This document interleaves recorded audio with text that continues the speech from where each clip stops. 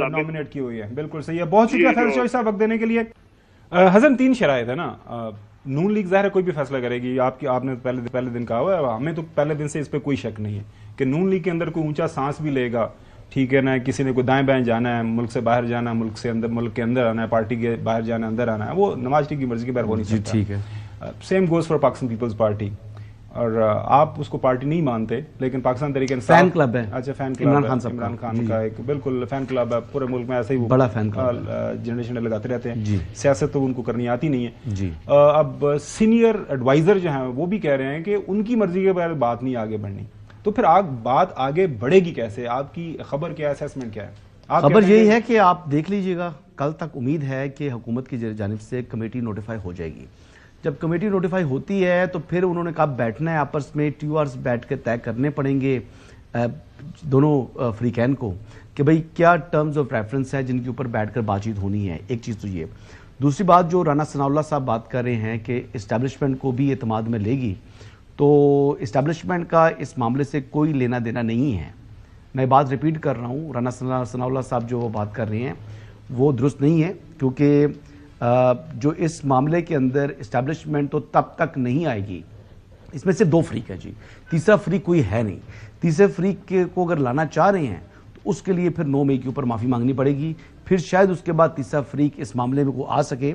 اس وقت تک جو دیکھنا یہ ہے کہ کیا انکنڈیشنلی جس طرح تحریک انصاف آ رہی ہے, تو میرے خیال ہے حکومت کو بھی بڑے دل کا مظاہرہ کرتے ہوئے انکنڈیشنل جو ہے یہ مذاکرات ڈائیلاگز کو سٹارٹ کرنا ہوگا, تاکہ جو مسائل ہیں ان کے مسائل کا حل تلاش کیا جا سکے. اگر حکومت کی جانب سے اس وقت یعنی اس قسم کے رویے کا اظہار کیا گیا کہ جناب جیسے چاہیں کہ جی تحریک انصاف والے شاید ناک سے لکیریں نکالیں, تو یہ پھر دانشمندانہ فیصلہ نہیں ہوگا. حکومت کو بھی بڑے دل کا مظاہرہ کرنا ہے, ان کو انگیج کرنا ہے, ان کو عزت احترام کے ساتھ بٹھانا ہے اور عزت احترام کے ساتھ بیٹھ کر راستہ تلاش کرنا ہے تاکہ ایک ورکنگ ریلیشن بن سکے حکومت اور اپوزیشن دونوں کا. ناظرین, دوبارہ سے رانا ثناء اللہ صاحب کی آپ کو جو بات سناتے ہیں, چونکہ آج کل وہ جس زاویے سے بات کرتے ہیں ڈر لگتا ہے چوہدری صاحب کو بھی, مجھے بھی, اور میرے خیال میں تھوڑا بہت حیدر نقوی صاحب بھی اثر لے رہے ہیں آج کل, وہ بھی کھل کے بات نہیں کرتے. اب رانا ثناء اللہ صاحب یہ کہہ رہے ہیں کہ یہ جو 3 فریق ہیں ان کے بغیر بات چیت آگے نہیں بڑھ سکتی. سنیے کیا فرما رہے ہیں.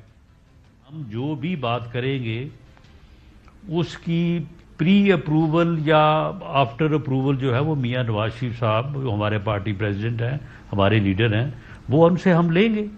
اور پی ٹی آئی بھی اسی طرح سے. کبھی ہو ہی نہیں سکتا کہ وہ جو بھی بات ہمارے ساتھ طے کریں وہ. چلے میں سمپل سوال کر لیتا ہوں, گورنمنٹ جو بات کرے گی آپ کا کیا خیال ہے کہ وہ اسٹیبلشمنٹ کو آن بورڈ نہیں رکھے گی؟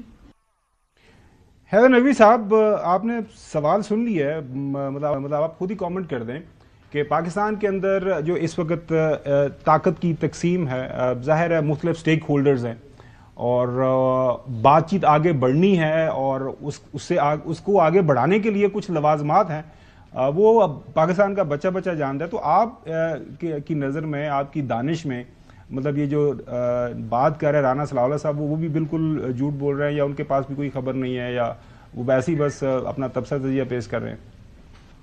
دیکھیں یہ ساری باتیں جو ہے نا سیکنڈری ہیں. یہ رانا صاحب نے بھی جو کی یا پی ٹی آئی کے لیڈرز بھی جو کر رہے ہیں, اصل بات کیا ہے؟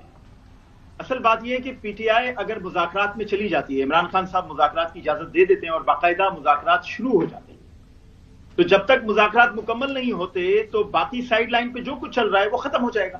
آپ کی جتنی ایجیٹیشن ہے, جتنی تحریکیں ہیں, جتنی کالز ہیں, سب ختم ہو جائیں گی. آپ انتظار کریں گے ظاہر مذاکرات کا کوئی نتیجہ ہے.